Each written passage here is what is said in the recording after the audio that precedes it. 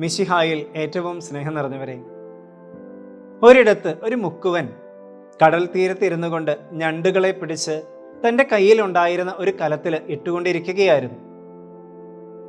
ഓരോ ഞണ്ടിനെയും പിടിച്ച് കലത്തിലിടുമ്പോഴും കലം തുറന്നു തന്നെയായിരുന്നു ഇരുന്നത്. കുറച്ചു കഴിഞ്ഞപ്പോൾ ആ കലത്തിൽ നിന്ന് ഓരോ ഞണ്ടുകൾ പുറത്തേക്ക് പോകാൻ തുടങ്ങുന്നത് കണ്ട് അതിലെ വന്ന ഒരു രാഷ്ട്രീയ നേതാവ് ആ മുക്കുവനെ കളിയാക്കുകയാണ്. നിങ്ങൾ എന്ത് വിഡ്ഢിയാണ്, കലം മൂടി വെക്കാതിരുന്നാൽ അതിലുള്ള ഞണ്ടുകളെല്ലാം പുറത്തു പോകില്ലേ? ഉടനെ മുക്കുവൻ പറഞ്ഞു, ഈ കലത്തിൽ കിടക്കുന്ന ഞണ്ടുകളും താങ്കളെ പോലെയാണ്. ആരെങ്കിലും അധികാര കസേരയിൽ ഇരിക്കാൻ ശ്രമിക്കുമ്പോൾ താഴെയുള്ളവർ അവരെ താഴെയിടാൻ ശ്രമിക്കുന്നത് പോലെ ഏതെങ്കിലും ഒരെണ്ണം രക്ഷപ്പെടാൻ ശ്രമിച്ചാൽ അതിന് താഴെ കിടക്കുന്നവൻ വലിച്ചു താഴെയിടും. അതുകൊണ്ട് അവ പുറത്തു പോകില്ല. ഇത് കേട്ട രാഷ്ട്രീയക്കാരൻ നാണിച്ച് അവിടെ നിന്ന് സ്ഥലം വിട്ടു. സ്നേഹം നിറഞ്ഞവരെ, നോമ്പുകാലത്തിലെ 3-ാമത്തെ ആഴ്ചയിലേക്ക് നാം ഇന്ന് പ്രവേശിക്കുമ്പോൾ പീഡാനുഭവ ഉത്ഥാനത്തെക്കുറിച്ച് ഈശോ നടത്തുന്ന 3 പ്രവചനങ്ങളിൽ 3-ാമത്തേതാണ് നാം ഇന്ന് ശ്രവിക്കുന്നത്. ഈ പ്രവചനം സത്യത്തിൽ തൻ്റെ ശിഷ്യന്മാർക്കുള്ളത് തന്നെയാണ്. കാരണം തനിക്ക് സംഭവിക്കാൻ പോകുന്ന കാര്യങ്ങളെക്കുറിച്ച് മനസ്സിലാക്കാൻ അവർക്ക് സമയമായിരിക്കുന്നു. താൻ ആരാണെന്നും ഏത് വിധത്തിലാണ് തൻ്റെ ദൗത്യം പൂർത്തിയാക്കാൻ പോകുന്നത് എന്നും ശിഷ്യന്മാർ അറിയണമെന്ന ഉദ്ദേശത്തോടു കൂടിയാണ് ഈശോ പ്രവചിക്കുന്നത്. ഈ അവസരത്തിൽ സംഭവിക്കാൻ പോകുന്നവയെ പറ്റി പറഞ്ഞ് അവരെ ഒരുക്കുക മാത്രമല്ല, തിരുത്തുകയും ചെയ്യേണ്ടതുണ്ട്. ഇതുവരെയും മിശിഹായെക്കുറിച്ചുള്ള അവരുടെ സങ്കല്പങ്ങളെ തിരുത്തേണ്ടതുണ്ട്. അത്ഭുതങ്ങളും അടയാളങ്ങളും മാത്രം കണ്ട അവർ രാജാവായി തന്നെയാണ് ഈശോയെ സങ്കല്പിച്ചത്. പ്രതാപവും ഐശ്വര്യവും നിറഞ്ഞ ഭാവി രാജാവിൻ്റെ സേവകരായി സ്വയം ചിത്രീകരിച്ചുമായിരുന്നു ഇത്രയും നാൾ അവർ കൂടെ ഉണ്ടായിരുന്നത്. എന്നാൽ മിശിഹ ഒരു സഹനദാസനാണെന്ന സത്യം അവർ ഗ്രഹിക്കാൻ സമയമായി.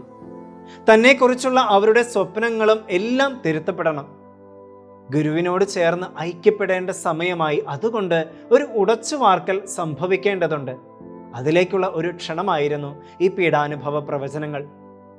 അതുമാത്രമല്ല, ശിഷ്യത്വം എന്ന് പറയുന്നത് അവർ ഇത്രയും നാൾ കരുതിയതിൽ നിന്നും തികച്ചും വ്യത്യസ്തമാണ് എന്നവർ തിരിച്ചറിയാൻ പോവുകയാണ്. അതിലേക്ക് അവരെ ഒരുക്കുകയുമായിരുന്നു ഈ പ്രവചനത്തിലൂടെ. എന്നാൽ ഈ പ്രവചനങ്ങളുടെ പൊരുൾ മനസ്സിലാക്കാൻ ശിഷ്യന്മാർ പരാജയപ്പെടുകയാണ്. അങ്ങനെയിരിക്കുമ്പോഴാണ് സെബദീപുത്രന്മാരുടെ അമ്മ ഈശോയുടെ അടുത്ത് വന്നുകൊണ്ട് അധികാരത്തിൻ്റെയും മഹത്വത്തിൻ്റെയും സൂചനകളായി ഒരുവൻ വലതും അപരൻ ഇടതും ഇരിക്കാനുള്ള അധികാരം യാചിച്ചു കൊണ്ടുവരുന്നത്. ഈ അധികാര സ്ഥാനങ്ങൾ വലിയവനാകാനുള്ള ആഗ്രഹത്തിൻ്റെ പ്രതിഫലനമാണ് എന്ന് വചനത്തിൻ്റെ അവസാനം ഈശോ തന്നെ വ്യക്തമാക്കുന്നുണ്ട്. ഇത് കേട്ട മറ്റു ശിഷ്യന്മാർക്ക് യാക്കോബിനോടും യോഹന്നാനോടും അമർഷം തോന്നുകയാണ്. തീർത്തും സ്വാഭാവികം അല്ലേ? കാരണം പ്രായം കൊണ്ടും മറ്റെല്ലാ ആനുകൂല്യങ്ങൾ കൊണ്ടും ഒക്കെ ഞങ്ങൾക്ക് ലഭിക്കേണ്ട സ്ഥാനം മറ്റുള്ളവർക്ക് കിട്ടുന്നത് അല്പം നീരസം ഉളവാക്കുന്ന കാര്യം തന്നെയാണ്. ഏറ്റവും ഒടുവിൽ ഈശോ തന്നെ പുതിയ ഒരു ശൈലിയും പുതിയ അധികാര വിനിയോഗ ക്രമവും ശിഷ്യന്മാർക്ക് പറഞ്ഞു പഠിപ്പിക്കുകയാണ്. ഈശോ പറഞ്ഞു, നിങ്ങളിൽ വലിയവനാകാൻ ആഗ്രഹിക്കുന്നവൻ നിങ്ങളുടെ ശുശ്രൂഷകനും നിങ്ങളിൽ ഒന്നാമനാകാൻ ആഗ്രഹിക്കുന്നവൻ നിങ്ങളുടെ ദാസനുമായിരിക്കണം. ഓരോ ക്രിസ്തു ശിഷ്യനും ഈ പുതിയ ശൈലിയിലേക്ക് ചുവട് വെക്കേണ്ടവരാണ്. അധികാരവും സ്ഥാനവുമെല്ലാം ഒരുവന്റെ ആഗ്രഹമോ അഭിമാന വിഷയമോ ആകാൻ പാടില്ല എന്ന് ഈശോ നമ്മെ പഠിപ്പിക്കുകയാണ് ഈ വചനത്തിലൂടെ. സ്നേഹം നിറഞ്ഞവരെ, നോമ്പുകാലം ആത്മനവീകരണത്തിൻ്റെ ഒരു കാലഘട്ടമാണ്. നാം സാധാരണയായി അഭിമുഖീകരിക്കാറുള്ള പ്രലോഭനങ്ങളെ അതിജീവിക്കാനുള്ള മനുഷ്യന്റെ ആത്മാർത്ഥമായ പരിശ്രമമാണ് നോമ്പുകാലത്തിലൂടെ നടത്തപ്പെടുന്നത്. നോമ്പുകാലത്തിലെ ആദ്യ ഞായറാഴ്ച തന്നെ ഈശോയുടെ ജീവിതത്തിലെ പ്രലോഭനങ്ങളെ കുറിച്ചായിരുന്നു. മനുഷ്യ സാധാരണമായി പലപ്പോഴും അഭിമുഖീകരിക്കേണ്ടി വരുന്ന പ്രലോഭനങ്ങളെ എങ്ങനെ നേരിടാമെന്ന് ഈശോ തൻ്റെ ജീവിതം വഴി കാണിച്ചു തരികയാണ്. ഇന്ന് മനുഷ്യ സാധാരണമായി ഉണ്ടാകുന്ന പ്രലോഭനങ്ങളിൽ ഒന്നാണ് അധികാരത്തിന് വേണ്ടിയുള്ള ആഗ്രഹം, സ്ഥാനമാനങ്ങൾക്ക് വേണ്ടിയുള്ള ആഗ്രഹം, പ്രശസ്തിക്ക് വേണ്ടിയുള്ള ആഗ്രഹം എന്ന് പറയുന്നത്. അധികാരത്തോടുള്ള മനുഷ്യന്റെ ആഗ്രഹം ചെന്നെത്തുന്നത് പലപ്പോഴും സ്വന്തം സ്വാർത്ഥ താല്പര്യങ്ങളിലാണ്. സമൂഹത്തെ ചൂഷണം ചെയ്യുക എന്ന ലക്ഷ്യത്തോടെയാണ് ഇന്ന് പലരും അധികാരവും സ്ഥാനങ്ങളും സ്വന്തമാക്കുന്നത്. എന്തും ചെയ്യാം എന്നുള്ള ലൈസൻസ് ആയിട്ടാണ് ഇന്ന് സമൂഹം അധികാര കസേരകളെയും സ്ഥാനമാനങ്ങളെയും സ്നേഹിക്കുന്നത് പോലും. എന്നാൽ ഓർക്കുക പ്രിയമുള്ളവരെ, നമ്മളിൽ ആരും തന്നെ ഈ ഉയർന്ന പദവികളിലേക്കോ അധികാര സ്ഥാനങ്ങളിലേക്കോ സ്വയം കടന്നു വരുന്നില്ല. നമ്മളിൽ നിന്നും നന്മ മാത്രം പ്രതീക്ഷിച്ചുകൊണ്ട് മറ്റുള്ളവർ, അതായത് നമുക്ക് ചുറ്റുമുള്ള സമൂഹമാണ് നമ്മെ ഈ പദവികളിലേക്ക് തിരഞ്ഞെടുക്കുന്നത്.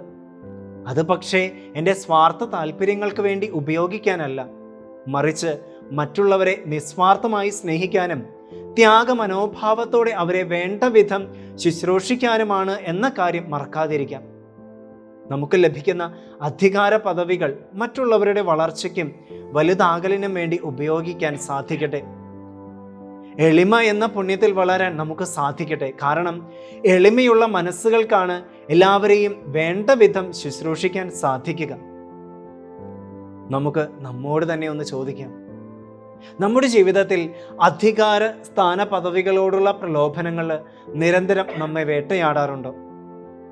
അതിൽ നിന്നും അതിജീവിക്കുന്നതിൽ എത്രമാത്രം വിജയിക്കാൻ നമുക്ക് സാധിക്കുന്നുണ്ട്? എനിക്ക് ലഭിച്ച അധികാര സ്ഥാന പദവികൾ ഉപയോഗിച്ചുകൊണ്ട് മറ്റുള്ളവരുടെ നന്മ ആഗ്രഹിച്ച് പ്രവർത്തിക്കാൻ സാധിക്കുന്നുണ്ടോ? ഈ നോമ്പുകാലം പ്രാർത്ഥനയുടെയും ഉപവാസത്തിൻ്റെയും എല്ലാം ദിനങ്ങളാക്കി മാറ്റാൻ എനിക്ക് സാധിക്കുന്നുണ്ടോ? നമുക്ക് പ്രാർത്ഥിക്കാം. ഈശോയെ, അങ്ങ് എല്ലാവരെയും സ്നേഹിക്കുകയും ശുശ്രൂഷിക്കുകയും ചെയ്തതുപോലെ ദിനം പ്രതി ഞങ്ങൾ കണ്ടുമുട്ടുന്നവരെ സ്നേഹിക്കാനും സഹായിക്കാനും വേണ്ട വിധം അവരെ ശുശ്രൂഷിക്കാനും ഞങ്ങളെ പഠിപ്പിക്കണമേ. ആമേൻ.